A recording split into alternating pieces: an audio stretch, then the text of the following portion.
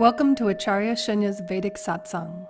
Acharya Shunya is a modern teacher of ancient, timeless, transformative wisdom from the Vedas, Upanishads, and Bhagavad Gita. Her teachings change lives, enabling happiness, well-being, and abundance. For seekers of the ultimate truth, these teachings offer realization of the sovereign self. Acharya Shunya is a Vedic wisdom holder of an ancient lineage who received her traditional training under her guru Baba Ayodhya Nath in Ayodhya, India. Baba tasked Acharya Shunya to bring these teachings to the world through her lineage school, Vedika Global. We welcome you to begin your journey of Vedic studentship with these monthly classes. Please be sure to subscribe to our YouTube channel for ongoing study with Acharya Shunya. Welcome to my global satsang. I welcome all of you who have assembled from different parts of our planet to witness this teaching live.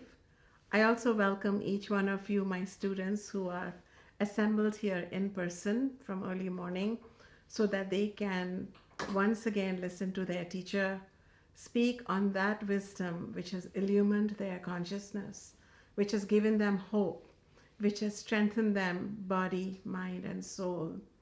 Yes, every month we come together, I, the teacher, my students who are making this live broadcast possible, to share with the entire world the good news that we need not suffer, we need not be hopeless, and we definitely need not remain in bondage of any kind of relationship, temptation, or even karma.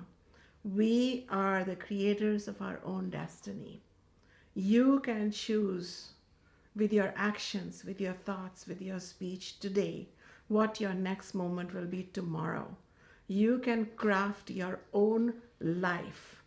When we are unconscious, we just live a life. We're like any other organism. And I call that the sleepwalking state. We are alive, but we're sleepwalking. But once we have this paradigm shifting knowledge, that gives each one of us the opportunity to craft our life with intention, use our thoughts, use our speech, use our actions with such deliberation, with such careful understanding, we actually do something unique in this universe. We start revealing from this ordinary physical body and this mundane mind a divine body and a divine mind, which showcases the real divinity that we are, which is our soul. That is right. The soul in the ancient Indian tradition of the Vedas is known as Atman, which means that which is boundless, that which is exceptional, that which is self-illumined. It doesn't need any other light, external light to illuminate. It self-illumines. In fact, it illumines the entire universe. And you are that. For those of you who don't know me, I am Acharya Shunya. I am a master teacher from the Vedic tradition.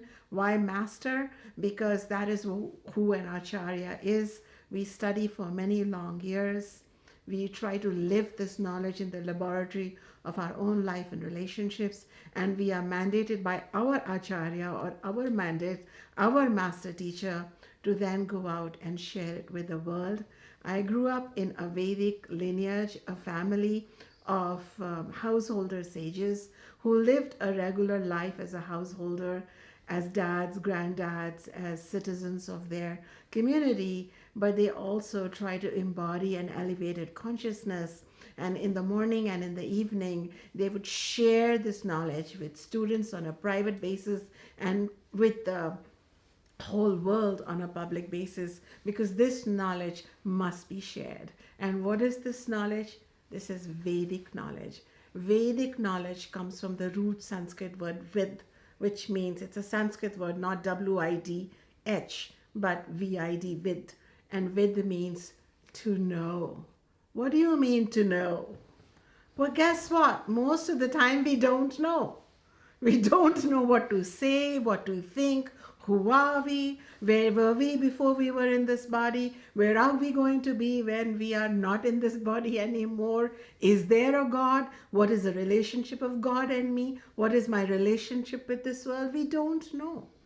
Our usual, regular, routine life is just glimpses of trying to find out what to do. Mostly we don't know. We just project some knowingness, but we don't know. But the Veda, once you study it, you begin to come in the know. You begin to understand who you are really.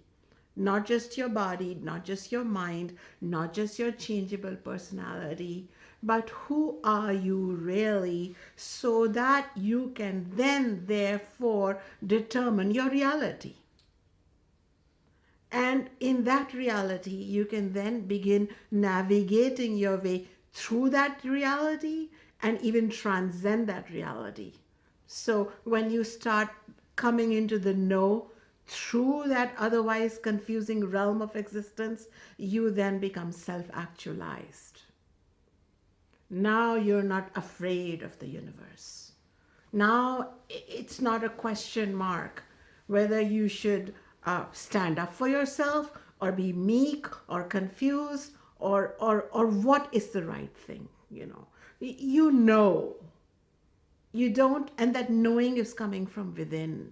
That is what the Veda wants to illumine to you. Is it teaches you dharma, but ultimately dharma is ethics or clarity, which is the code of the soul, and you come into knowingness.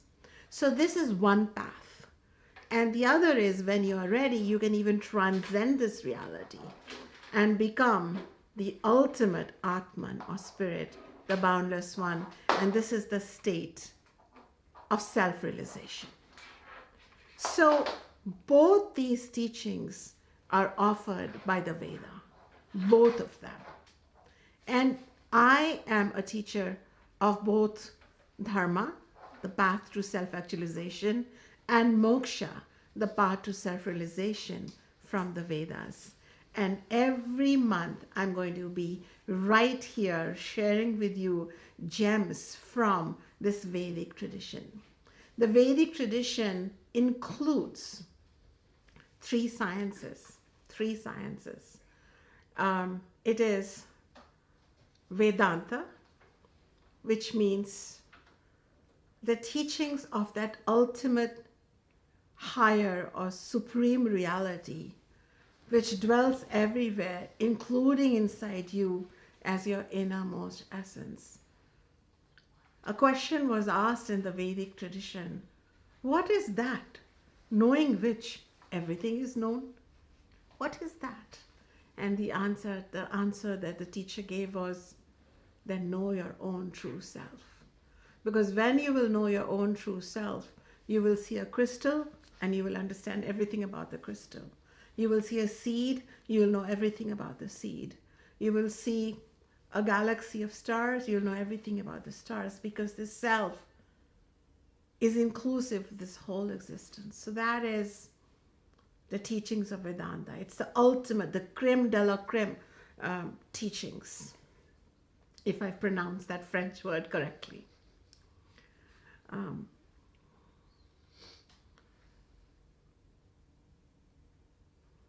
teachings of the self make you sovereign.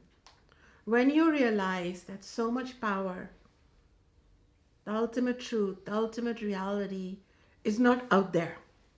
Is it in you? Is it in this? Is it in that?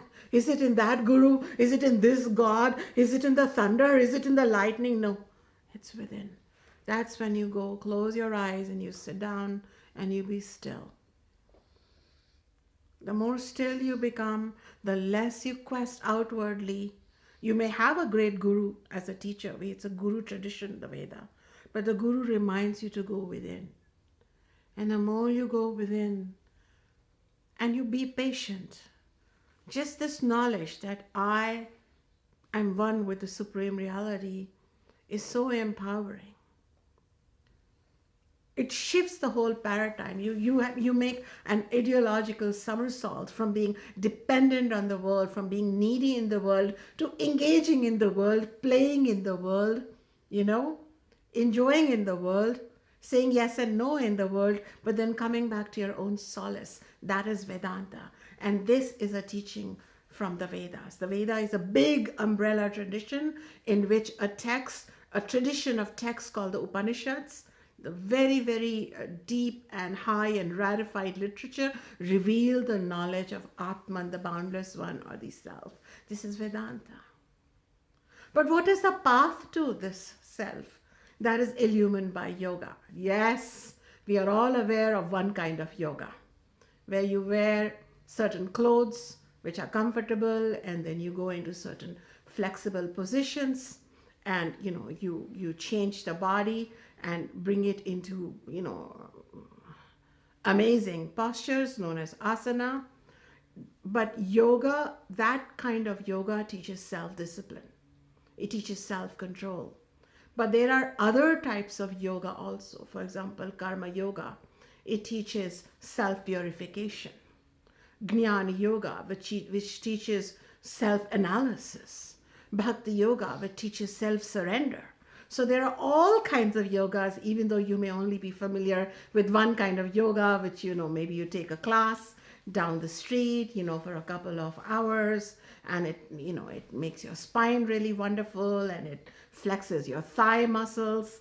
But the physical benefits of yoga are substantial and one aspect of it, not the totality of yoga.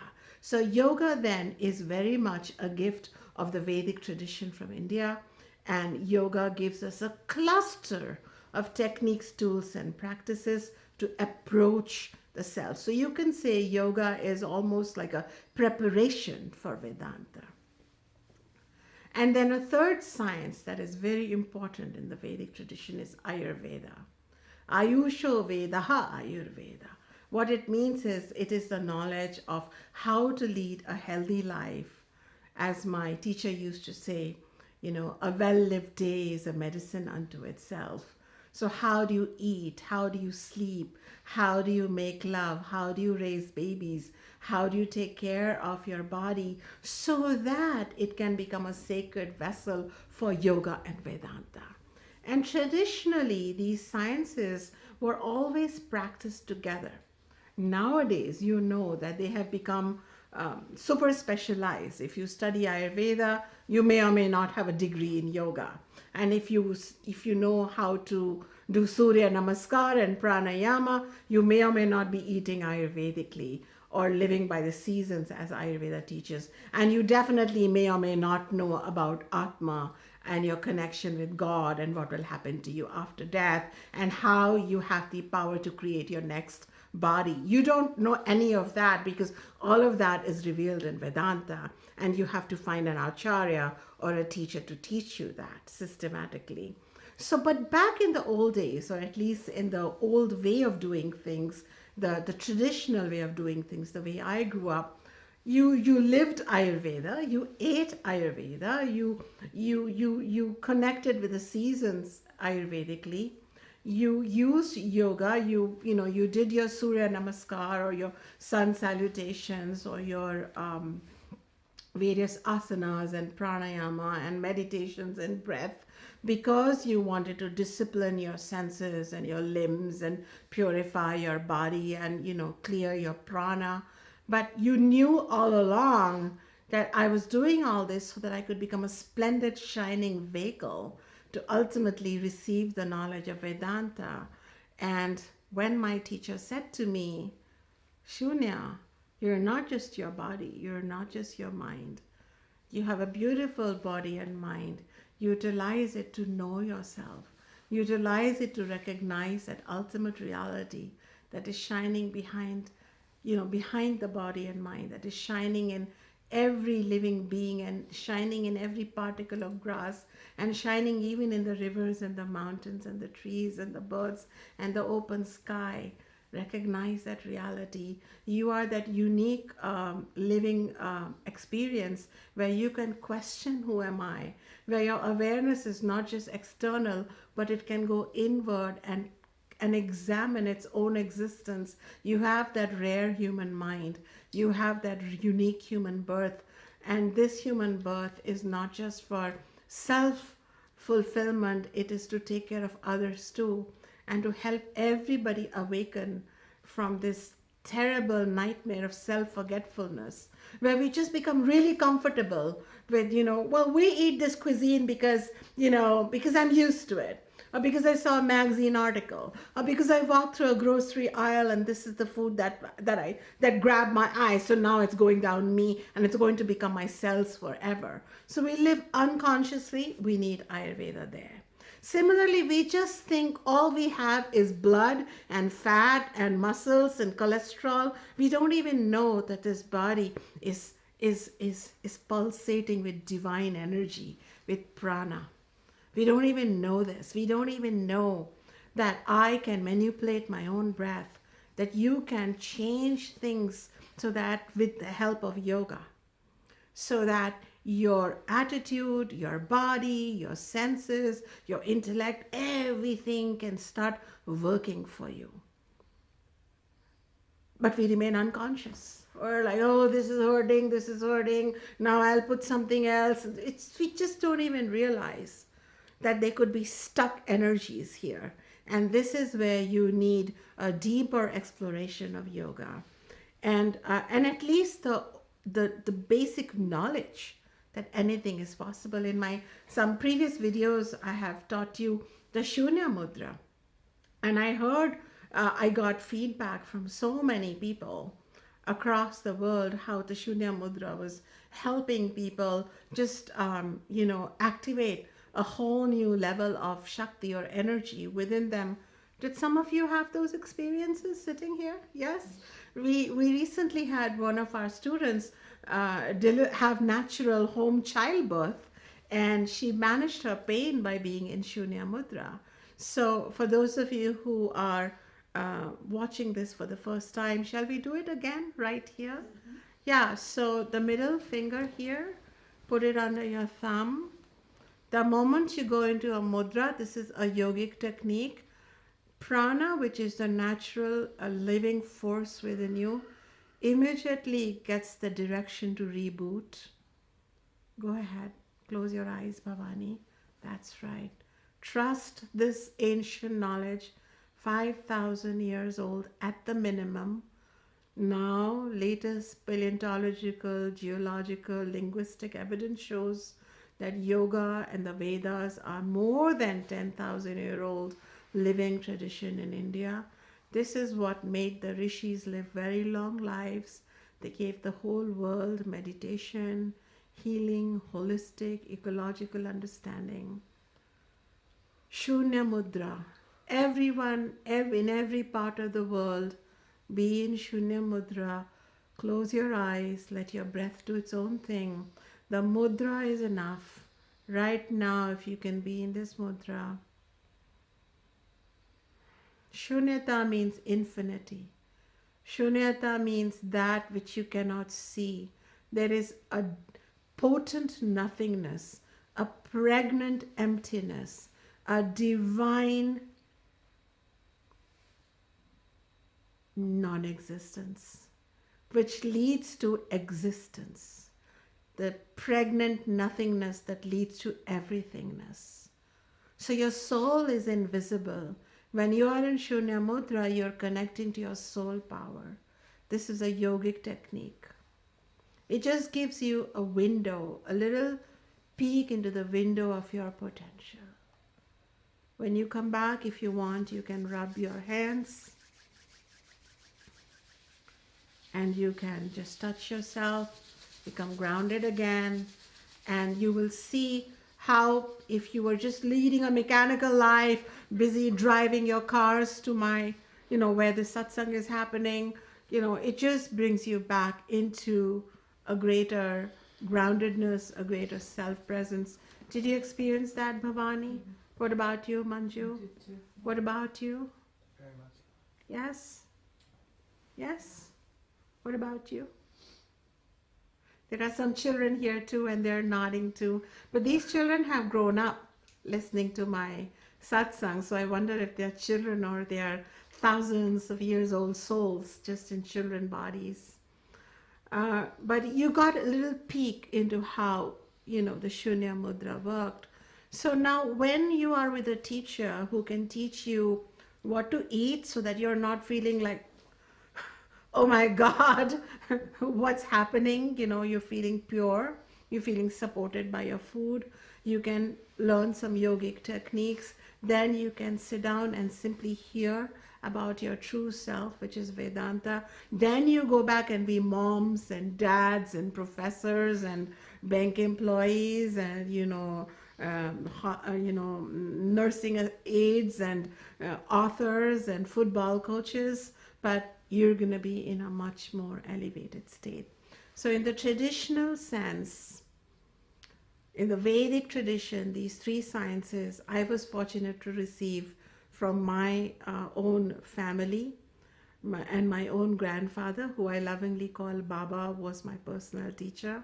And I offer this integrated knowledge of Vedanta with yoga and Ayurveda to my teachers, to my students who are future teachers, and to my newly forming global family, so that you too can benefit from these sciences. In the next section, I'm going to focus our lens in our classroom today on how Vedanta, Yoga, Ayurveda addressed speech and communication as portals of more awakened living. If you like that, stay tuned and I'll be right back.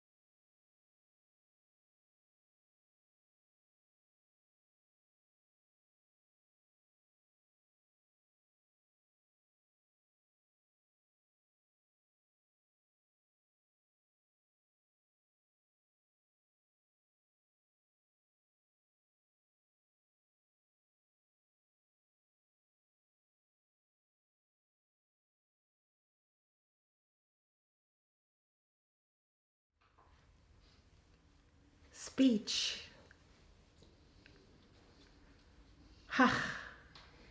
We're all using it. From the moment we were born, da da da da da, we have been hearing it. And then when we could bring out sounds, we've been enunciating it. And then we've learned words based on what our adults spoke, then our teachers spoke in our school, then whatever our culture says it, words, words, words. Words are moving through us, in us and through us. It is time to deliberate using the torch of Vedic wisdom. How can we make our words work for us? How can we manifest our next reality based on the words we think and the words we speak? So speech, known as vak, is very, very important in the Vedic tradition, and I wish to shed light on that based upon the teachings of Vedanta, Yoga, and Ayurveda, the triple Vedic sciences that my family, my lineage has gifted me, which I always employ in an integrated fashion for the upliftment of our own consciousness and for the well-being of the entire planet. The ancient Upanishads express this sentiment. Om Vangame Manasi Pratishtata Mano Me Vachi Pratishtatam Avira Viram Medi Vedasya Manistaha. What is this? Those ancient beings known as rishis when they were men and rishikas when they were in women bodies. But these ancient seers who meditated, who contemplated, who had communion with God and the universe, expressed this desire to the highest, to the supreme reality, that may my speech be established in my thoughts. That means they be connected. My thoughts and speech, I shouldn't be thinking something and saying something. So may my mind and speech be beautifully in harmony. And so my speech become established in my mind. And in the next line they say, may my mind be established in my speech. So whatever I speak should express the state of my mind in a pure way. And then they say that because of that, because of this harmony, may that higher power that dwells within me, which is myself, which is Atma, which is self-illumined, illumine itself. Because of this beautiful connection between my mind and speech, somehow my speech promotes my mental health, and my mental health shows up in my speech. Because of that, that self-revealing Atma, or the self, gets an atmosphere to reveal itself and bless me. So this is so important that we connect the speech and the thoughts. But in reality, what happens is we may think something, we may have a lot of thoughts of a various nature, and then we meet each other, or we dare not say something. And if we say something, there are consequences at times. So that's a different thing. The point we are trying to talk about is, how do we purify our thoughts? So you can have good thoughts and bad thoughts, and then you can have pure thoughts. And pure thoughts are not thoughts pertaining to taking positions. Pure thoughts are about the purity of your being. For example, you can be observing someone who is two people who are arguing, and you're just an observer, and you can have positive thoughts and you can have negative thoughts while observing, and you might take a silent side of someone, saying that person is right or this person is wrong. But a pure thought can be, may both these people find peace. May I send them peace. May there be peace. May they find their inner light. These are your pure thoughts in that given situation. So the Western teachings talk a lot about positive thoughts. But positive thoughts may also bring in some negative thoughts down the road, because everything in this world comes with its silent twin. So you can't always think positive thoughts, but you can think a lot of pure thoughts deliberately. And these pure thoughts are thoughts of ultimately peace, ultimately well-being, ultimately auspiciousness. That is why the Vedas chant things like Om Dyoho Shanti, Prithvi Shanti, Apaha Shanti, Antariksham Shanti, Oshadayah Shanti, Vanaspatayah Shanti. It goes on and on. Om, may there be peace. May there be peace where? There may be peace on the earth, in the sky, in the water, in the herbs, in the vegetation, in the gods, everywhere. And then it says, finally, may that peace be my peace. When everything is peaceful, Sama Shanti Edhi, may such peace be my peace. So it is not A pure thought is the ultimate thought for peace, for wholeness. A blessing is a pure thought. So the discussion that I'm having with you right now is, if you want your speech to become powerful, can you occasionally think pure thoughts? And you may be surrounded by cantankerous, negative, terrible people. You may be surrounded by people who are just coming at you, and you can't really think peaceful thoughts at that moment. But can you withdraw for 10 minutes and think, may there be peace for Auntie Ethel? May there be peace for that red-faced neighbor? May there be peace for the person who came clawing at me? What is that peace? That peace you want to send out as a blessing. For 10 minutes, for 15 minutes a day, can you do that?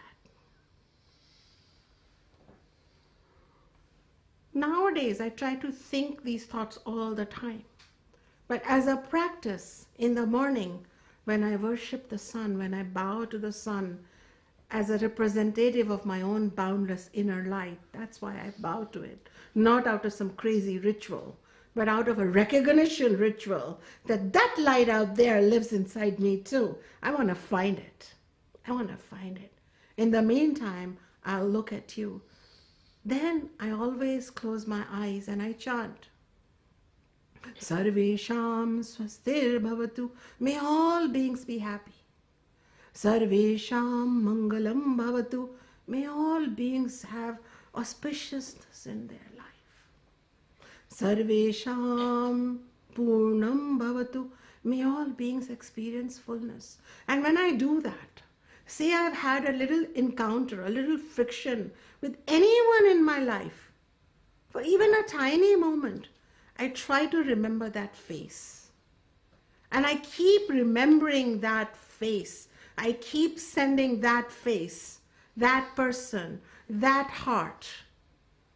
Due to any reason, old karma, that person's ignorance, my ignorance, collective situation, I have an opportunity to think pure thoughts.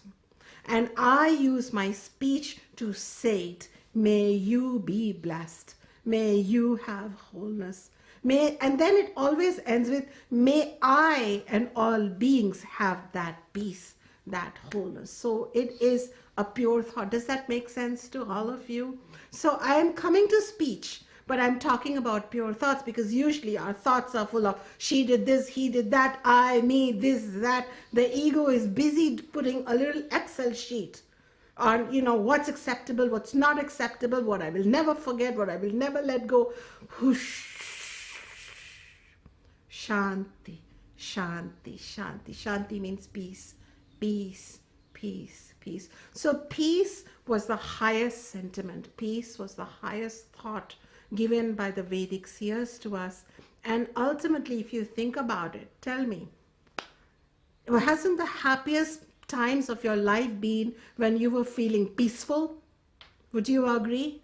Peace in any relationship is a time for creativity, time for fun, time for a picnic. It's only when there is peace. So if there is anything worth cultivating in your mind, if your mind should not be a war zone, but a peace zone, and that peace will slowly come out of your speech. This is my deeper teaching to you. And when you bring in that connection of pure thoughts with your speech, you want to bring in an additional contemplation. So one is pure thoughts. The second contemplation that I want to teach you, which the Bhagavad Gita clarifies, is it is a value which is known as Arjavam. Arjavam literally means like an arrow. You want to make sure that your thoughts, your speech, and your actions are connected. Now, how do you do that? Somebody can say, well, that's really hard.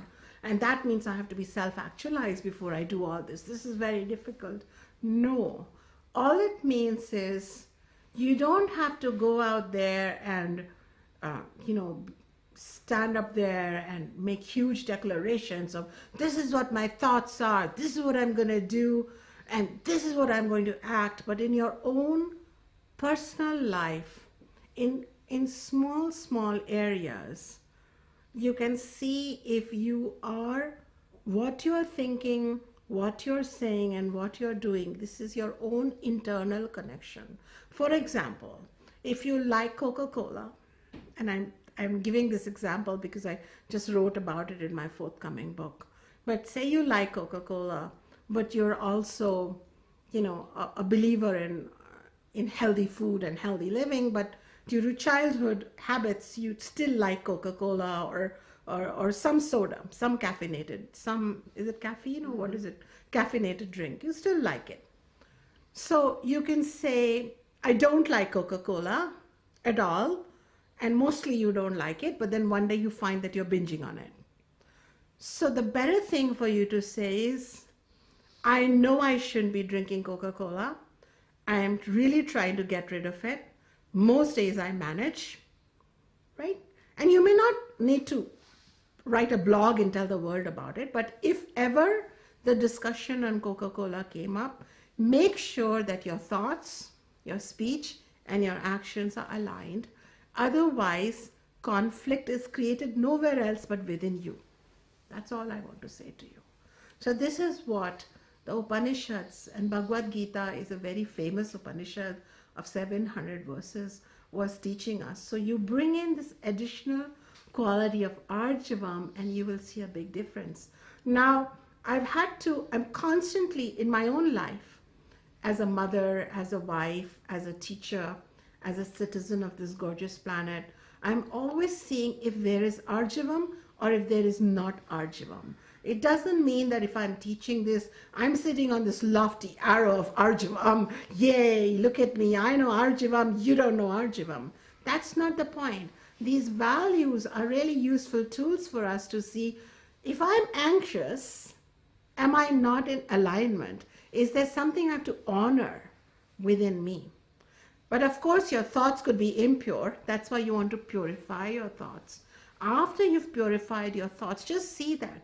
Try sending peaceful blessings to the whole universe, especially people who have hurt you, and even to your own, learning self. Bring peace everywhere, and then see what is it? What is your given reality?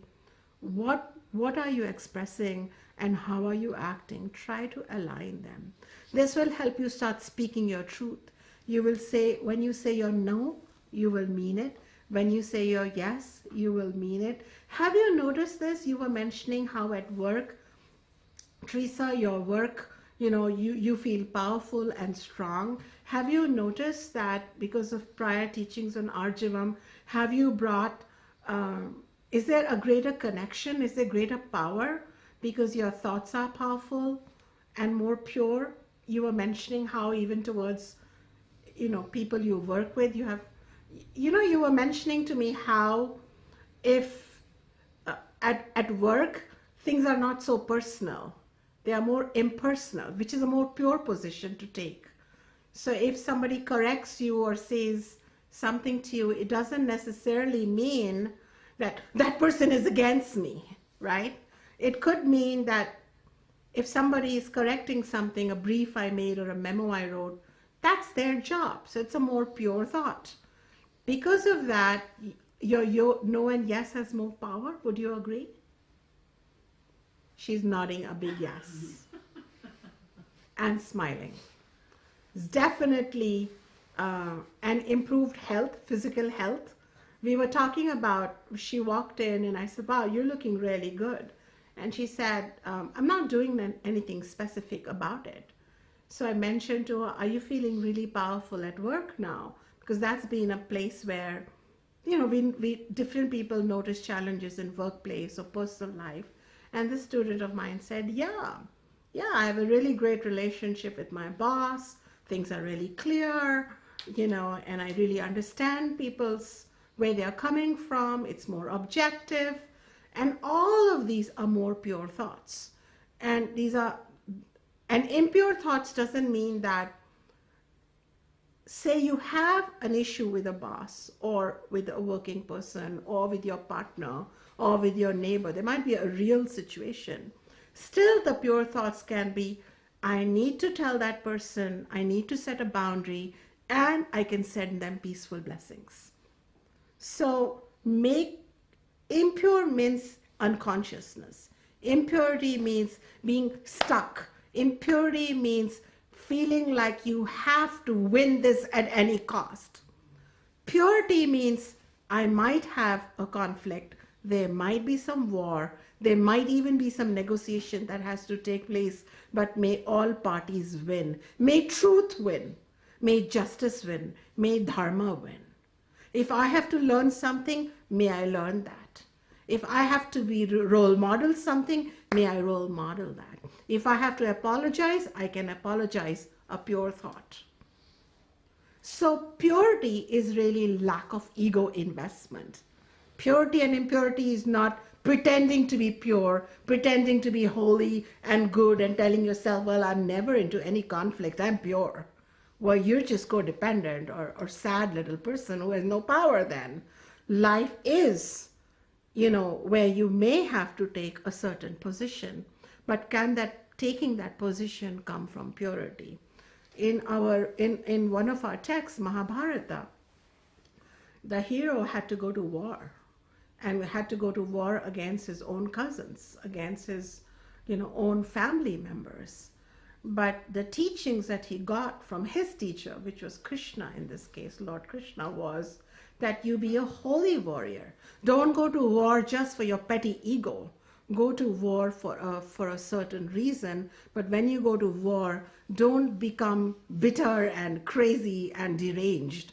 Remain established in the fairness of something. So pure thoughts lead to a pure speech. And the second consideration we have to bring is, are they in alignment? I want to talk to you more about what Ayurveda says the impact of speech on health is, and I will do that in the next section.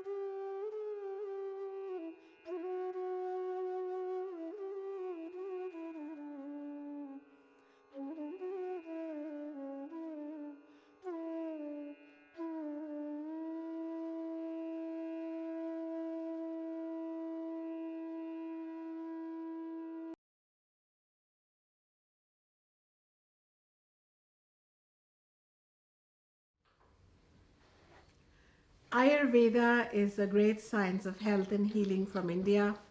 Ayurveda is often reduced nowadays only to body healing. There is tokenism in Ayurveda going on, unfortunately, where we say that it helps the mind and soul, but mostly the focus is on doshas. And doshas is the bioenergies of the body. Doshas is to Ayurveda what chi is to Chinese medicine, by the way, if you are new to Ayurveda. But I would say that because of my training in an integrated manner, where I have always practiced Ayurveda along with its Vedic context of yoga and Vedanta, I always like to bring out those amazing spiritual teachings contained in the Ayurvedic texts from, ancient times. For example, Charak Samhita, which is an ancient text authored by a sage known as Sage Charaka. I think it's from 1st century BCE, 1st to 2nd century BCE. This text, it teaches, it sheds such divine light on health in such a holistic manner. It's not just, you can't only focus on the mind. You can't just get your attitude right. You must eat the food also right. And then here's how you can make better choices in food. It even talks about how to choose wise company and, and hang out with the right kind of people. And I came across some research on how our cells are listening all the time to the people we hang out with. So if you hang out with toxic people, you feel toxic yourself. And then Ayurveda talks about, how the purpose of health is not just physical health, but ultimately psychological sovereignty, or, a state of power, a state of independence, internal self-sustaining, divinity is what Ayurveda wants us to unfold. So I'm a big fan of Ayurveda as a result. And today I am shedding light on how important it is to pay attention to our speech, how to connect speech known as vak to pure thoughts within our mind. And pure thoughts are not just preachy, holy, hi-fi,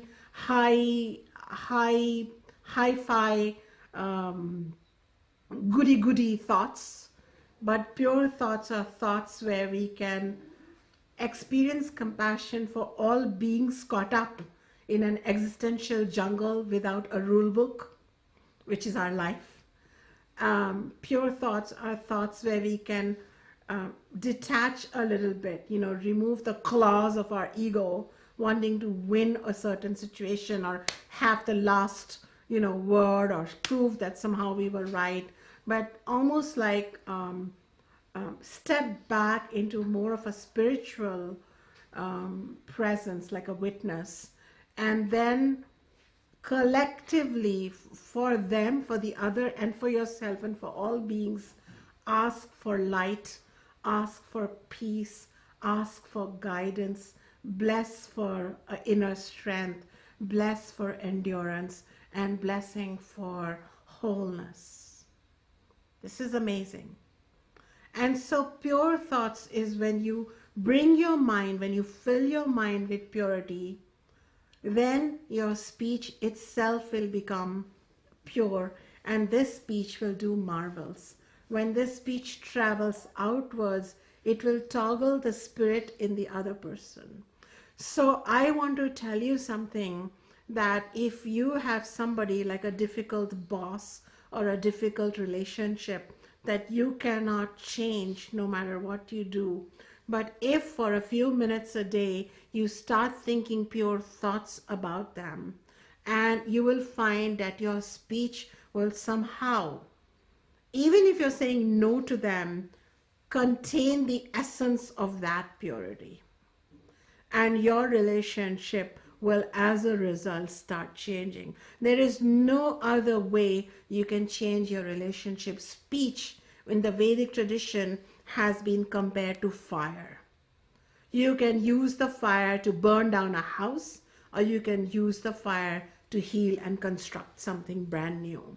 How do you wish to use your speech? But most people say, well, here is the nice words you can use. Say things like, my dear, we need to have a discussion.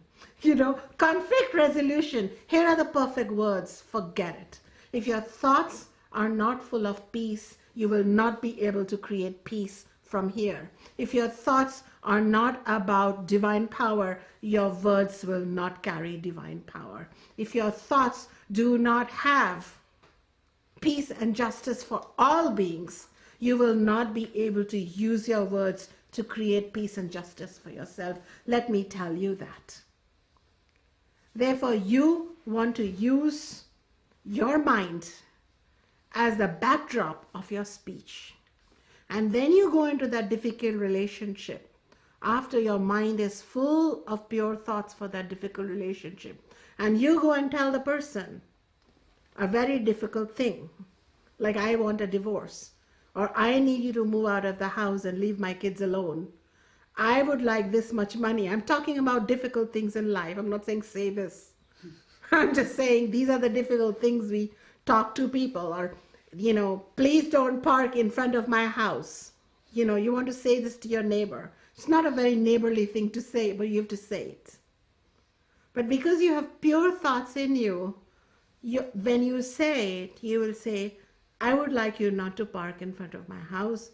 I prefer the view to be open. Whatever you will say, somehow that person will say, no problem.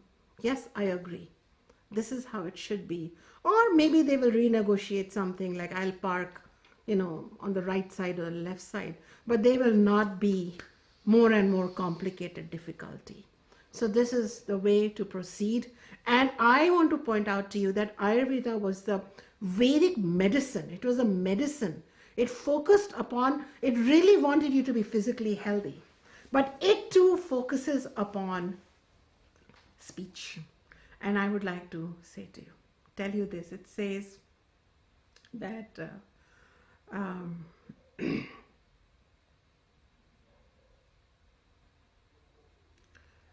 if you focus, if you align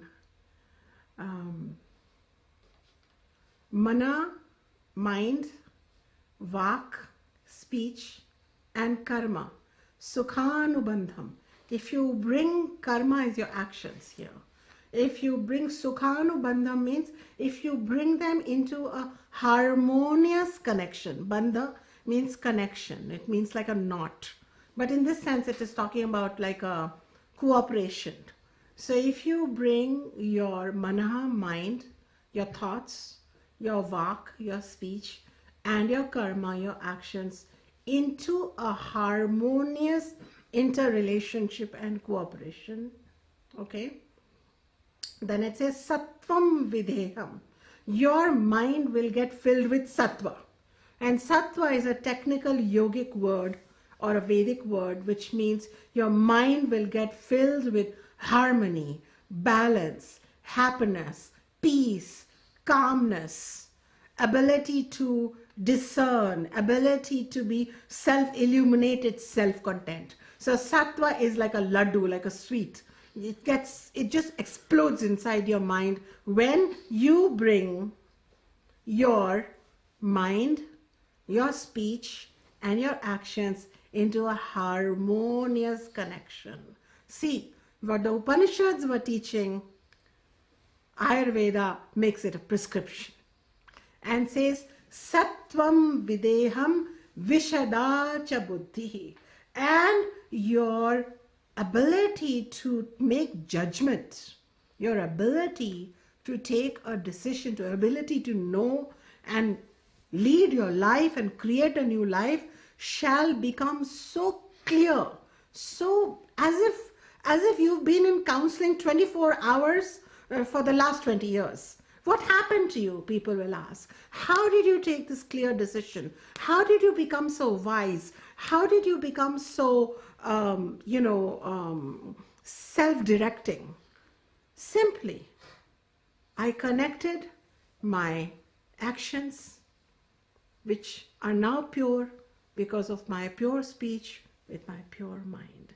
So this is a beautiful teaching from medicine. Does that surprise you, Manju? Yeah, not at all, because you've been a student for some time. But how beautiful that such a deep teaching would be given to us by a medical tradition of the Vedas. So you can see how holistic it is. So when people come to me, when, I don't, please don't write to me asking me to be your physician, because I'm a trainer, I'm a teacher of the philosophy and spirituality of Ayurveda and the lifestyle of Ayurveda. But I have helped, my students have helped countless people.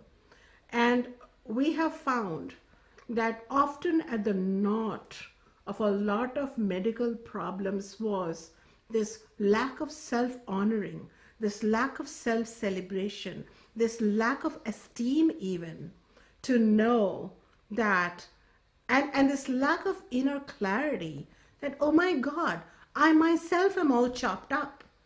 I'm thinking nasty thoughts, I'm saying sweet things, and I'm behaving erratically, or I'm acting very nicely, but my speech is being ironical and cutting and sarcastic, and my thoughts are pathetic. How can I just take a break? Maybe I may need some help. Maybe I need to find a spiritual teacher or even a counselor. But how can I find that my thoughts, my speech, and my mind and my actions, they can be a bit more aligned? I'll give you an example. I knew this one woman who would go all out to please some set of relatives in her life. And initially she didn't even realize this. She said, I love it when, we do this, when guests come to my house, and she'd get into this mode of decorating her home and cooking for them and cleaning for them. But after a while, her speech would become a little short. It would be nice if you could pick up the water and start the dishwasher for a change. There'd be, just all this sarcasm coming through. And internally, she started hating those people. So she told me about these things. So I told her, maybe it's better for you to go into yourself and say, I'm a working woman, there's only so much I can do, but then think pure thoughts about them. How wonderful that souls are coming to visit my home. How wonderful that souls are, having a vacation and they are spending some time here, etc., etc.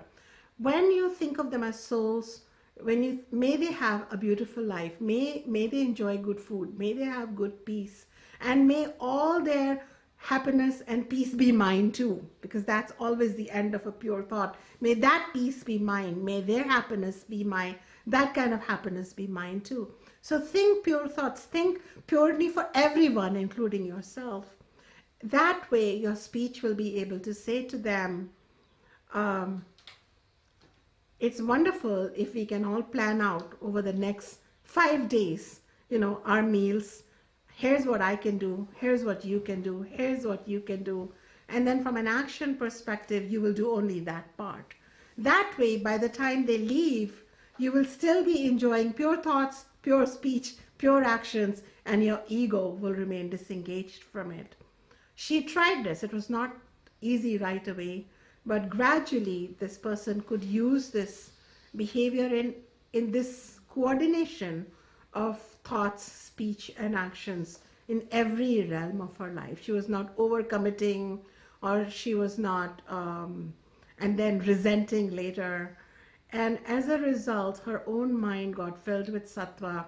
She felt peaceful. And I remember she told me this. She said, when those people were at her house the last time, she would dread entering the house.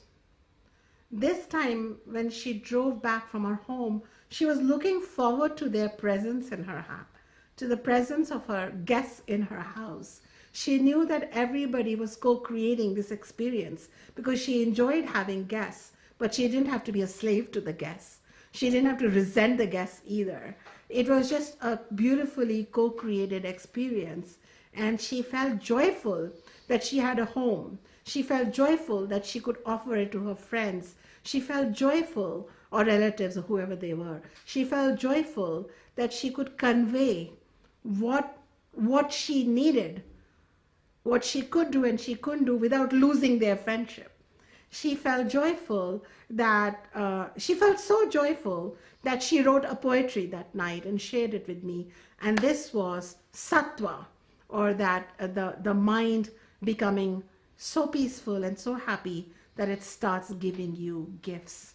I hope you enjoyed this little peek into how even the Ayurvedic tradition is constantly reiterating whatever the Upanishads, whatever the Bhagavad Gita is teaching us, and we should use a more holistic approach. Now, this same woman used to get lots of odd aches and pains and random rashes, and she told me that she's allergic to just about everything.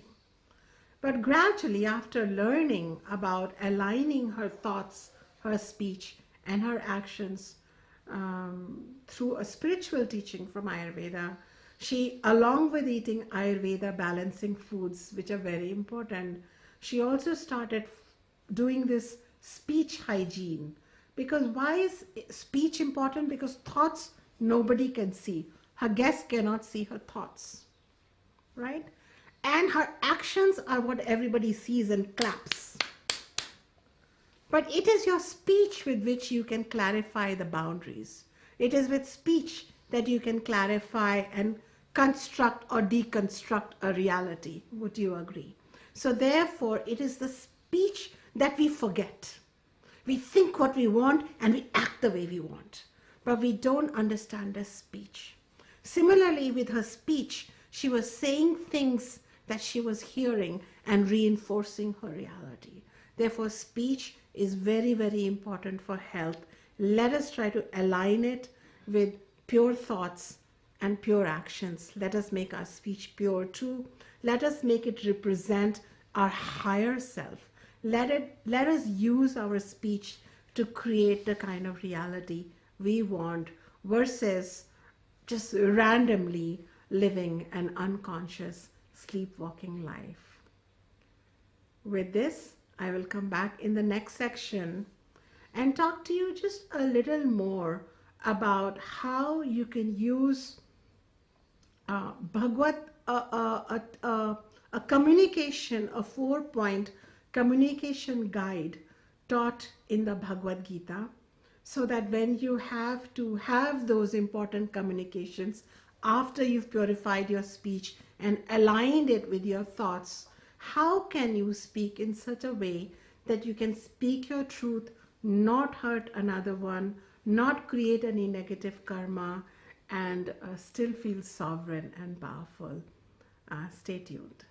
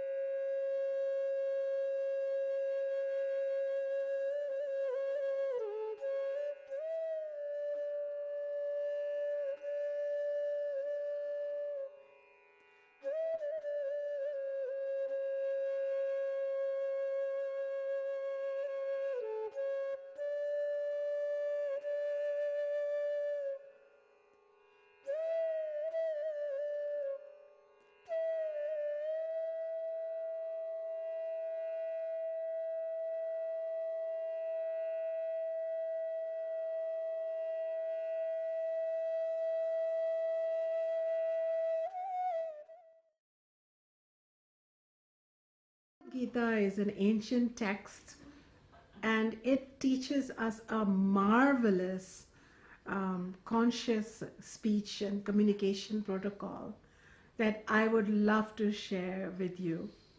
It is going to help you in all kinds of relationships, help you navigate those communication bumps. And I can tell you this, that I was not born with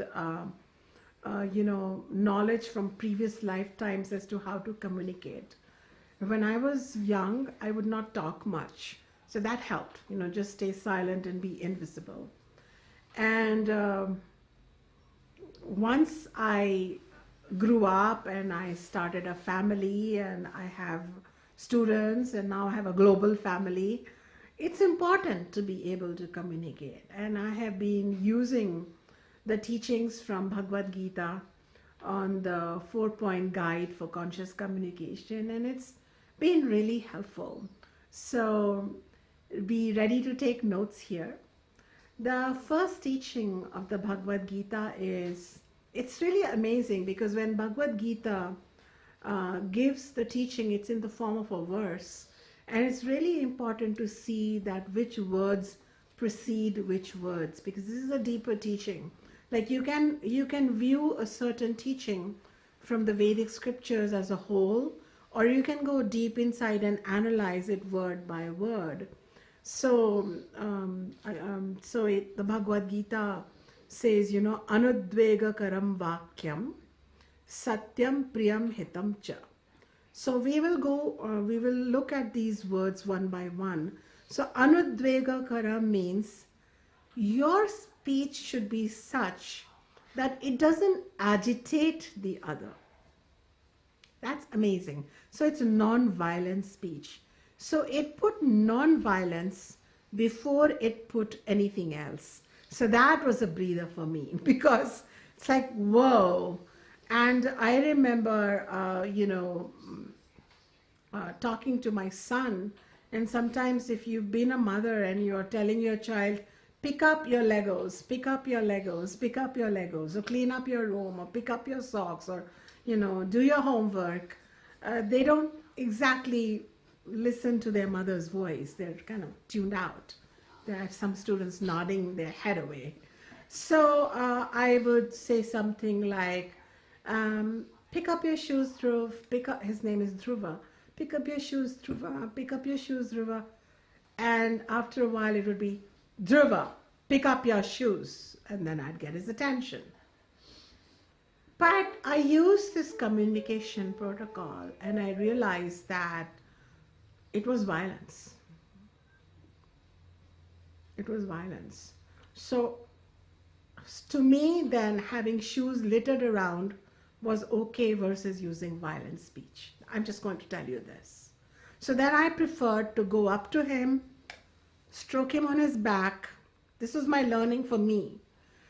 I caught myself, because every time I said, Dhruva, pick up your shoes, it not only agitated him, and he would say, I will, but it agitated me.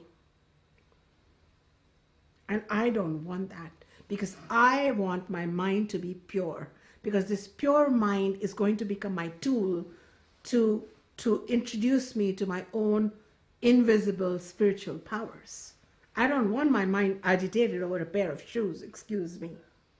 So I use this communication protocol. So I'd walk up to him, ruffle his hair and say, hey, what's going to take to pick up the shoes? Do you need some help?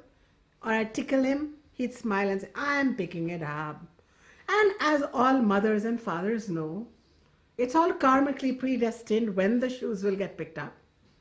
It's not like your yelling is going to expedite the process, but definitely I tried. I try. I'm not going to say 100%, but I try my best to be non-violent in my speech. I try my best. This was a learning. It didn't happen right away. But I've had opportunities where I could really put this in place, and I realized violence was optional. You could say the most daring speech, Martin Luther King, Nelson Mandela, Gandhi, you name it. They've said the most daring speeches, but they have been non-violent, and they have made the greatest resounding echo in the world. I have been seeing how perfect it is that you don't want to agitate anudvega karam, the other, because the purpose of speech is communication. The purpose of speech is harmony. The purpose of speech is peace. The purpose of speech is coordination. The purpose of speech is reaching a goal. Then why would I want to agitate you to begin with? Now with my son it was easy, but with my partner, oh wow. With your partner you do want to say something because you feel righteous. But my whole relationship took a positive octave when I started applying the same principles into my own relationship. Where often with your intimate partner, you have to negotiate the terms, you have to clarify your boundaries, and you do it. But why do it violently? Why do it to agitate another? So I leave it up to you. Do you make eye contact? Do you just speak softly? Just say it, but it should not be violent. It should be non-violent. I loved it. And you know, when you want to say something and you're feeling righteous and you're correct, but then with that righteousness sneaks in your ego and it makes it very impure. And then it, is from a Vedic perspective, it creates negative karma. So you say what you have to say, but you say it non-violently without agitating another. It doesn't mean you're being timid and you're not saying what you have to say. You disinvest your ego and you come back to it from a more neutral place. You say what you have to say. So anudvega karam satyam. Satya means truth. Then you go ahead and speak what is the truth. Now you may not know the absolute truth, but it may be your well-considered current situation, current state of thoughts, current state of speech will express your truth, not your lie. Definitely we won't fabricate lies, but you will speak your truth in that moment. What is your truth in that moment? So you may say something like, this thing is disturbing me, or whatever you want to say, you will say it's your truth, but you've said it non-violently, so it's much better received. The third one is priyam. It's like, the Vedic people. Priyam means bring in the tone, which is ultimately, Veda is about the same self exists in different bodies. So you want to look at the tone of your voice, look at the sound of your voice. Are you constantly saying something to the point, you may be saying the right thing, but you say it so many times that it becomes unpleasant. So can it be a little pleasant experience? That is one thing. And finally it says hitam. Hitam means, that was a big one. That calmed me down because I would like to tell people many things. But is it for the benefit of my ego to vent, to be a know-it-all, to declare to that person how much I know better than them? Or ultimately, is it of any benefit to the other person and to the planet for you to speak? So this was very useful for me because it helped me rein in my speech. Is it hitam? Sometimes I might have, I might be taking a walk with a relative or a friend, and they may be saying something which, from a teacher's perspective, from a Vedic perspective, I know that train of thinking is not correct, which is going to, not correct in the sense it will lead them to future sorrow. But I may not speak because I might think that what I say right now, because they are not my long-term students, because they don't have faith in what I say, that 10 minutes of me lecturing to them some enlightened knowledge is going to just confuse them. So what is the point? Maybe what I can just tell them is, I teach satsang on Sundays. If they wish to join, they will. But beyond that, I might just retain my silence. If they ask me, what do you think? I have to speak my truth. I'll say, I have different thoughts than you. Well, would you like to shed some light? I could, but maybe I will not. Because I like to shed light on people I know are going to listen to me long term. Because what I have to say takes some deconstructing of what you know. Some, unconditioning of your previous false beliefs. So I don't like to give such quick opinion.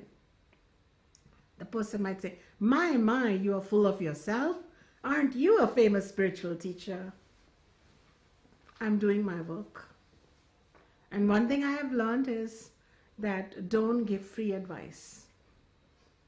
What do you mean free? Shall I pay you? Again, I have to speak my truth. Yes. How much? Well, here is what I need. I need your unbroken attention. I need from your request that you see me as a teacher and you want my guidance. Like if you go to a counselor, you see them as a counselor. You may come to a workshop or class with me. You can come to some of my offerings. In the meantime, you're my friend. You can have chai at my home, no problem. I'd love to have chai with you. So it's a little uncomfortable, but I have to tell them the truth. Sometimes when I travel through India, I find some relatives who say, oh, here, check my pulse. Here, tell me what I should do. Here, guide me and bless my son.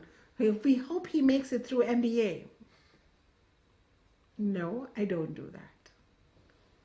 Why? Because I will only do that, bless up somebody for something, if they are a student of mine long term and they are offering their attention, their presence, their devotion, their reverence to the Veda and to the work that I am doing. My, you are very proud. Yes, when you do good work, you feel internally satisfied. So these are the conversations that I've had to have, but it has created healthy boundaries and no unpleasant business, that is for sure. So remember again, non-violence. First, be non-violent. Speak your truth boldly. Present it pleasantly. And in the end, maybe stop speaking after a few minutes, because you shouldn't go on talking just for your own benefit. Make sure that what you have spoken is beneficial to the other person. Keep analyzing it. So you have to stop. When I was younger, like in my 20s, once I got a point to speak something on somebody, I would speak till the cows came home. I could tell you what's wrong with your life, and I'd go on and on and on. Now, I might just say 5 minutes. Maybe you want to look at your attitude. Maybe you want to do this, and we're done. And I found that people want to talk to you, people respect your opinion, and you make more friends, and you hurt no one. Yet, and the best part is, you don't just make artificial friends, you are a true friend, because you are representing to them dharma in speech and in communication. I really hope that this Vedic classroom that I have opened for everyone is helpful to you. Do write your yes if you feel that way. In the end, I would just like to conclude with a brief teaching from the yogic tradition, a little practice that's going to help you purify your speech. So sit up after you've typed your yes. Sit up and put your hands in this mudra. Connect your thumb and your first finger here. Keep your spine straight. And the sound, this is a bija sound or a seed sound for speech to be pure. And it is sounds like this. If I spell it in English, it is H-U-M, and it's like this.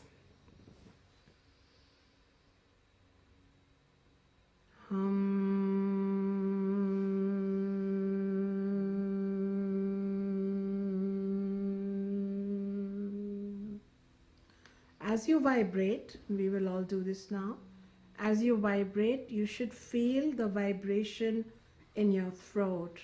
And when you start the hum, you should feel it emerging as if all the way from your belly button. And this hum sound is like a vacuum cleaner.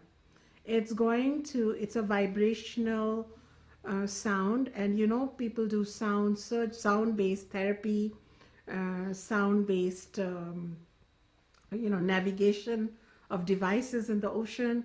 So sound itself is an energy, and you are using the yogic method of vibrating your throat chakra.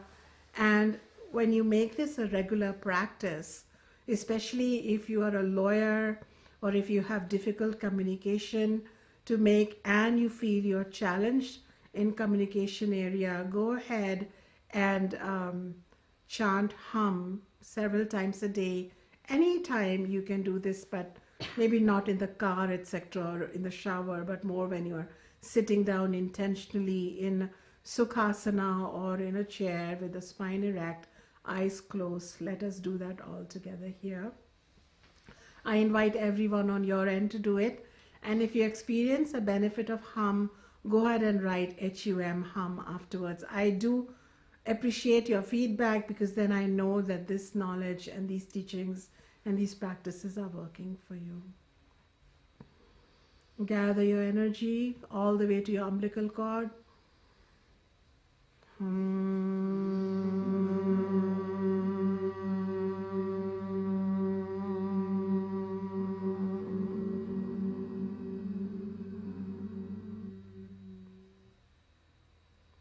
Again.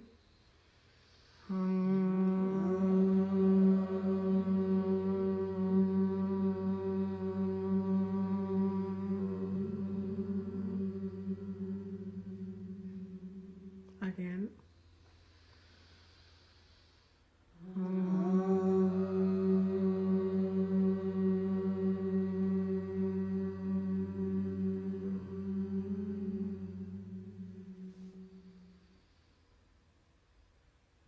Sit in silence.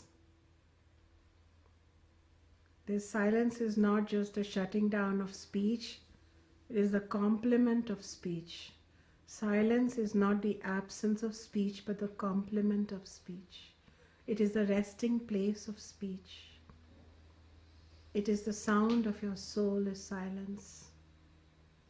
Everything you learn today in my global satsang classroom is connecting your soul and your speech through a pure mind.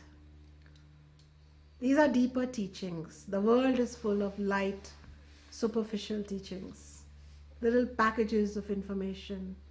In this global satsang, you shall find the deeper teachings. You are welcome to keep coming back and keep humming away. Thank you so much.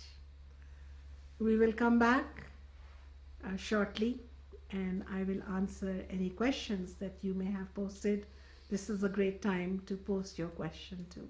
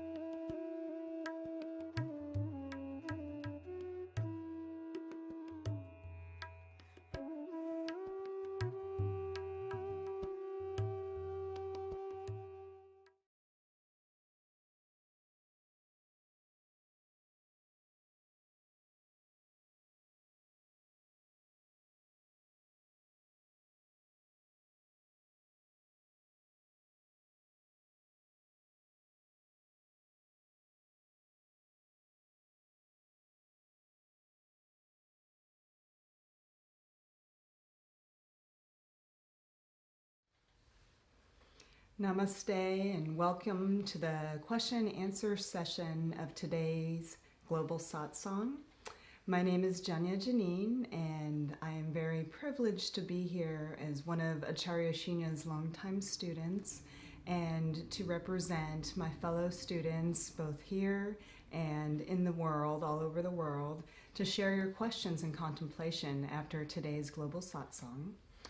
I wanted to share with you all some exciting news. I have with me Acharya Shunya's book, Ayurveda Lifestyle Wisdom, and very exciting that this is now an audiobook on Tantor.com. So if you're interested in listening to this book, you can do so on Tantor.com. In addition, it is available in bookstores and online booksellers everywhere, including Amazon.com. And what I think is really important and beautiful about this book is that it's about lifestyle wisdom. Acharya Shunya today was talking about how Ayurveda has become formulaic and not woven into the fabric of our lives and separated from the sister sciences of yoga and Vedanta.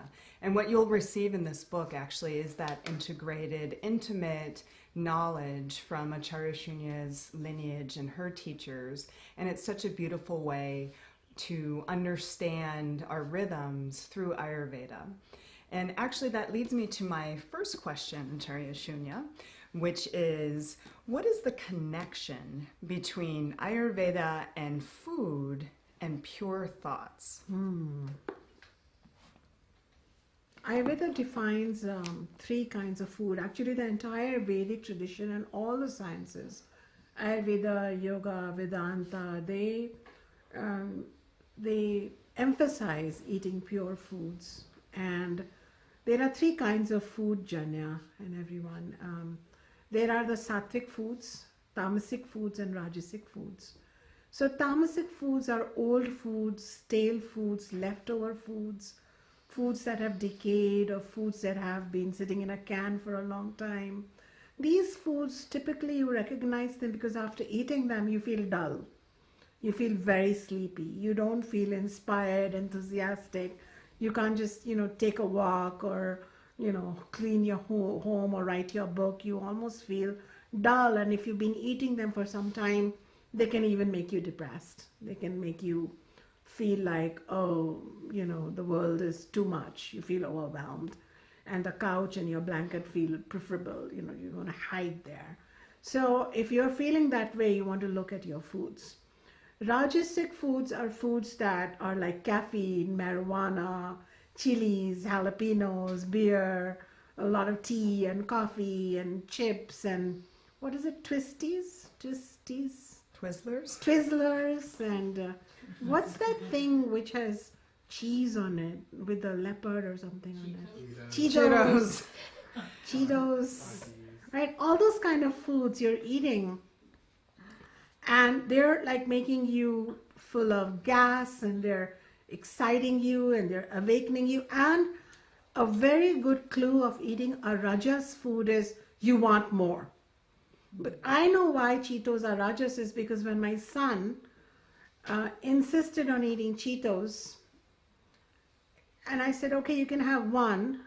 Then he wanted more and he wanted more and then he wanted more until I had to have a non-violent, truthful, pleasant, and useful, helpful discussion with him. He doesn't eat them anymore. So I know that they become addictive. Not only are they addictive, but they are also, or they stimulate you, they agitate you. And you might get into like you want to do too many things, too many activities. Sometimes that happens. And that is a rajas food. Sattvic foods like, fresh fruits in the season, milk, cow milk, goat milk, organic of course, and sourced from healthy cows, not the ones that are the way we treat them in our culture here in America, but healthy cows, happy cows, they give us good, milk and ghee and pomegranate and sweet fruits and nuts and raisins and whole grains. All of these, when eaten in the right amount, not eaten too fast or too slow, eaten at the right time, and typically the times are morning 7. You should remember this number: 7, 12, 5, 32.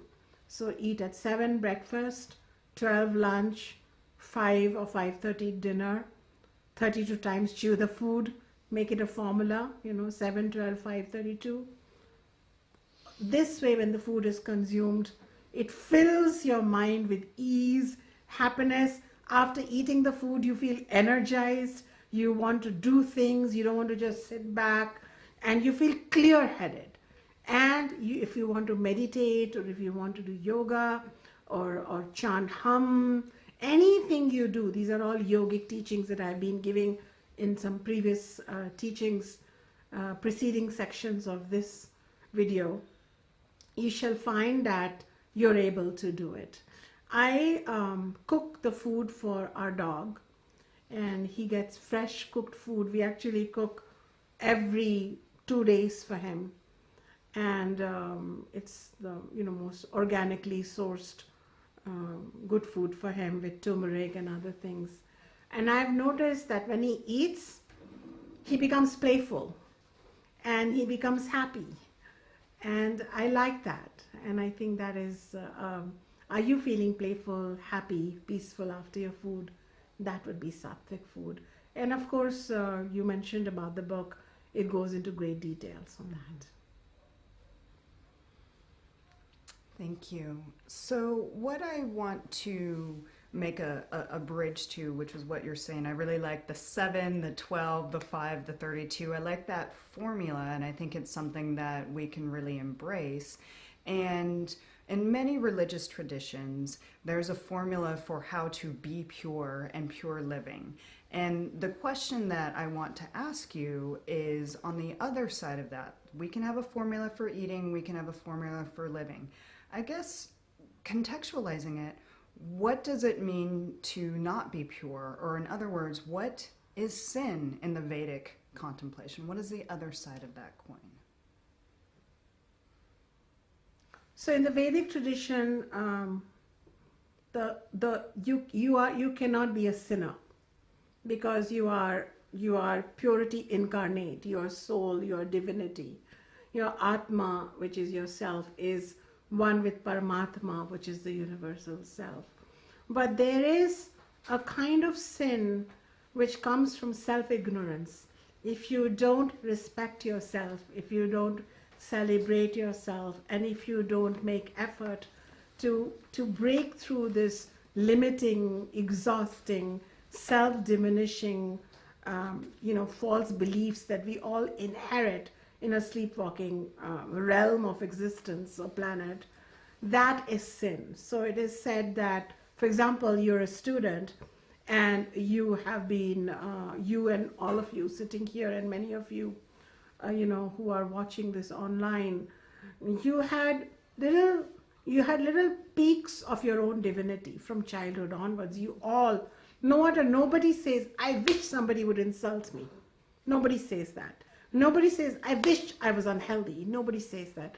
Nobody says, I wish I was, just forgotten. Nobody says that. Why? Because deep inside we have memories of deserving health, of deserving importance, of deserving of light, deserving of honor, deserving of love, because that's your true nature. So we all know that. And as little babies, we are very entitled until life happens to us. Adults may ignore us or mistreat us. And then we start becoming small. So sin is if you find a teacher, if you find a knowledge tradition, if you find that the universe is helping you and you remain deliberately small. You remain deliberately small by not accessing that, and then not meditating, not, giving yourself some positive, pure thoughts. That is sin. Mm-hmm. So sin is in conscious self-abandonment is sin. Conscious self-belittling is sin. And conscious ignorance is sin. Mm-hmm. It's an amazing tradition. Yes. So to reiterate, sin isn't the action, it's the internal experience where it's not your external action only. It's not, yes, Yeah. definitely not. That's good. Definitely not. And that is why in the Vedic tradition it is said that today's sinner or the so-called criminal may be tomorrow's saint, because there is a saint or a wholeness rather. The wholeness is living within that person, and when you get in touch with that wholeness, you experience it as holiness. That wholeness is holiness. We don't have to wait for holiness to be whole. Wholeness is the truth, and so the Veda gives anyone a chance. In fact, there is the story of sage Vishwamitra, a Vedic sage, and he was a king, and he was full of jealousy, and so much so that when he saw that another sage, Vashishta, had a wonderful miraculous cow, which he wanted that cow. When he asked for that cow, he didn't get it, so he decided to resort to unfair means to get the cow. He couldn't get the cow, so he was driven by jealousy, competitiveness. Then he decided, well, I'm going to have a miraculous cow. How do you get it? By meditating, by learning the Vedic wisdom, by recognizing your own true self. He even became a sage or a meditator or a yogi from that sense of competitiveness. Mm-hmm. So he was not in touch with his own reality. And he kept doing that. And ultimately, he became quite famous in the eyes of the world. And he was quite full of himself that, look at me. I can do a meditation marathon. I can, I have so many other powers, siddhis. And he went back to the original sage Vashishta to say, well, you won't give me the cow, that's fine. But do you at least recognize that I have become a Brahmanishta? I know the whole truth. I know supreme reality. And the original sage just kept silent. He didn't say no or yes. He just didn't acknowledge. He just kept silent. So Vishwamitra got really angry and annoyed. He was very, very furious. And all his holiness had fallen away. And he was feeling annoyed again. So the original sage's wife said, look, he is trying so hard. He has done so many years of penance or tapas. He has reached quite high in his spiritual, evolution. Why don't you at least acknowledge to him that yes, you are doing well. Yes, you are doing spiritually well. And sage Vashishta said, I won't speak the untruth to him. I won't lie to him. I won't give him false approval. Why? Because I love him. Pure thought. Because I love him. And because of my love, I will not just simply tell him you are done, because then he will stop evolving. I would rather take his anger, but I will not speak the untruth to him. Fortunately, Vishwamitra was lurking outside the house, full of anger and rage, and he heard this. He heard this word, because I love him. And when he heard the pure thought from the sage Vashishta, his pure speech was coming out from the pure thoughts. His own purity, it's like a waterfall of purity, suddenly sprouted from his heart. And he fell at the feet of sage Vashishta to say, oh my God, thank you. Thank you for loving me like you did.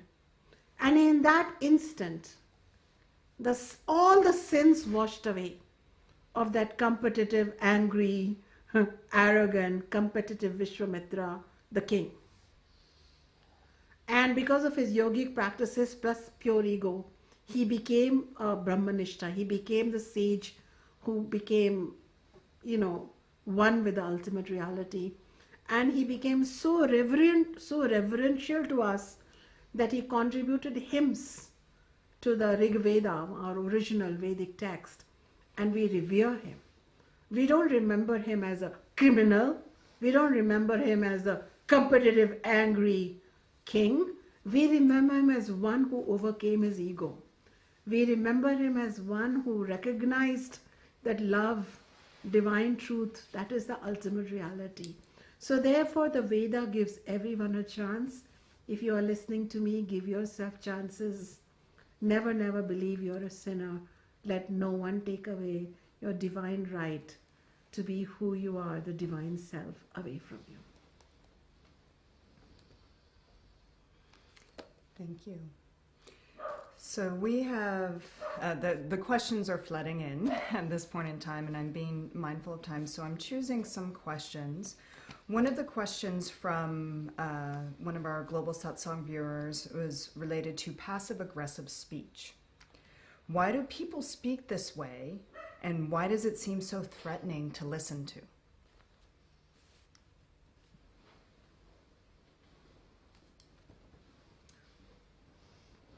Passive-aggressive speech comes from people who are not in a state of Arjavam. Arjavam is a Sanskrit word which means internal alignment between thought, speech and action. So it's a symptom of the disease of non-alignment internally.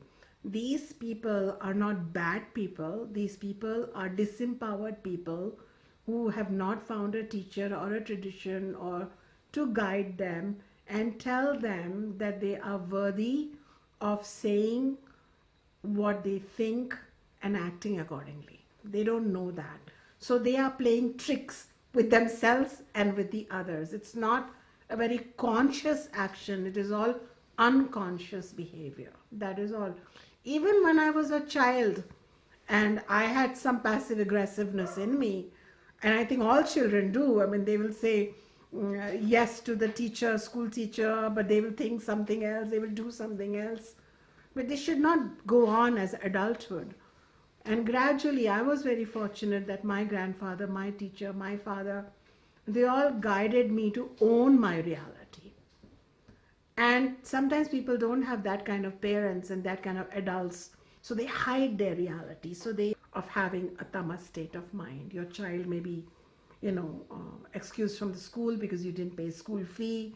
If they my cleaner, my promotion, my education, my teacher, my guru, my God, my people, my religion. In the hospital, they didn't have money for surgery because dad or mom were, sitting with, needles in their body, enjoying the high of a drug, or there is molestation and other things that are happening. This is all a tamas state of mind. Discerning, you can discern what action to take, you can calibrate, you can think stuff like your relatives or your friends don't make you feel good or gratified, then you drop them. So it's a very So the tamas student may not even show up most of the time because they fell asleep at the time of the satsang. And the rajas, but it's very absorbed, collapsed state of mind. And that's why this person may not suffer, learn from the past, utilize it in the present, not project too much in the future, but plan adequately enough, mainly stay in absorbed existence. And the person may not be doing drugs or alcohol or be self-indulgent, and they might be, student will show up only if they get to be sitting in your space. So, wow, I didn't get to be asked. Oh, externally, they might have money, etc. But internally, they are lonely. And they doubt everybody. And they're suspicious in the present. And sattva gives two gifts. In Sanskrit, they are known as prasad and prakash. Prakash means sending their child to too many classes and too many medical checkups, because my children should be super healthy. For all of you sitting here, clearly have sattva, because sattva is a state of mind where you are, and they never really have deep relationships with anyone. Even if they have a guru, they'll be with the guru if the guru gives them light, inner light. You start feeling like, gosh, I think I can find my way through this. Forgetting whether the child needs so many classes or not. So it's a very selfish, self-absorbed, hyper-vigilant existence. Vibrationally normal. It all begins with normalcy, peaceful, special status, or a promotion, or like, oh, you're my special, You're my special student. Oh, then they're fine. Oh my God, I wrote this poetry. Where did this come from? Inner light. Oh, I suddenly sorted this out. And it's all me and mine, me and mine, me and mine. And even that mine is really how it is to you. And if any of the mind students and that state of mind, we give a lot of rewards to such people. We call them go-getters. We tell such people have, somebody was showing you light. It's your own mind which becomes a chamber for your own soul to give you blessings. And that is known as prasad. Suddenly you may find you could never paint, you're painting. Your speech has changed. You were keeping an untidy house, now you keep a clean house. You would burn your food, now you can cook your food and it's delicious. This is all gifts. So prasad means gifts and prakash means light. So due to inner light and inner gifts, your personality goes through a makeover.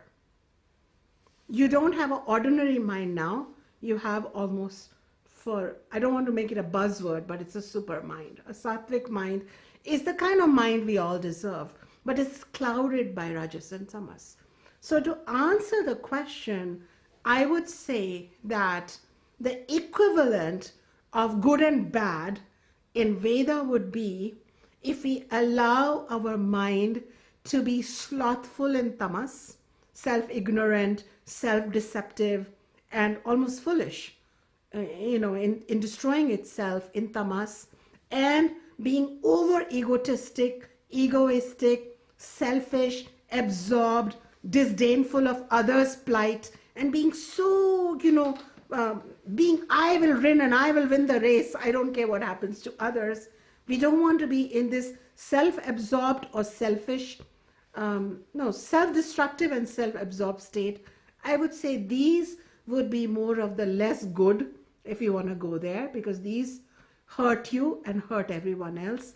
And the good would be where you can be in a sattvic state because it will benefit you. But again and again, in the Veda, in religions, it's a lot about how others view you. All these teachings are for you to examine for yourself. Others can't come and tell you whether you are in rajas or tamas because you can pretend and do anything. It is for you to look at, am I completely destroying my own self with tamas? Am I so self-absorbed in rajas? Or am I now beginning to live for others also? Do I have compassion for others also? Do I recycle because I like to be proud to be a recycler? Or do I recycle because it's my responsibility to look after the planet too? Can I wipe another person's tears too? In my winning, can I help others win too? In my creating wealth, can I create community wealth too? Can I, in my passage through this planet, will few people feel better off because of me? And in the meantime, am I living the best version of me?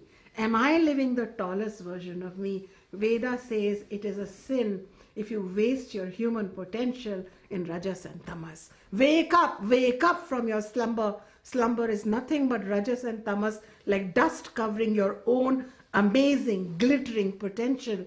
Then once it is removed, you don't have to go shopping for sattva. Sattva is its original nature, and suddenly you shall start receiving gifts from within. And you shall receive light from within. The Veda gets revealed from within. This is the beauty. In my own life, I want to say to you, to the student who's asking, he's sitting here, that I received Vedic knowledge from my teacher. My work was to ensure that I don't allow my ego and my ego/mind to remain in tamas. So I'm just lying and I'm just lying down on bed and sleeping late and just eating what I want. I try to bring disciplines. Ayurveda really helped me break out of tamas. And I don't just live in rajas, where I'm just self-absorbed. So service, community work, all of that helped me get out of karma yoga. It helped me get out of rajas. And as my mind became more and more sattvic, what the teacher had taught me and what I knew internally matched. And my teacher's experience and his teachings of how I will feel became my truth. And at that time, my voice changed. My writing changed. My looks changed. My demeanor changed. My relationships blossomed. Everything changed because of sattva in the mind. So the sin is if you don't use this human life, especially if you have the good karma of receiving this knowledge to its best potential. I hope that helps you. Thank you, Acharya Shunya. And thank you all viewers who have joined us today for the live global satsang. Acharya Shunya's students, we all make this possible across all of the social media platforms, so we hope that you come and touch into those different platforms. You can find her at Acharya Shunya on her blog, across Facebook and Instagram. And she just recently started doing the live stream on Facebook, which is the third Wednesday of every month at 7 p.m. Pacific time. And there on her Facebook page and on her blog, there's video blogs and writings to continue this Vedic contemplation. So we look forward to you joining us next month for the Acharya Shunya's Global Satsang. Namaste. Thank you.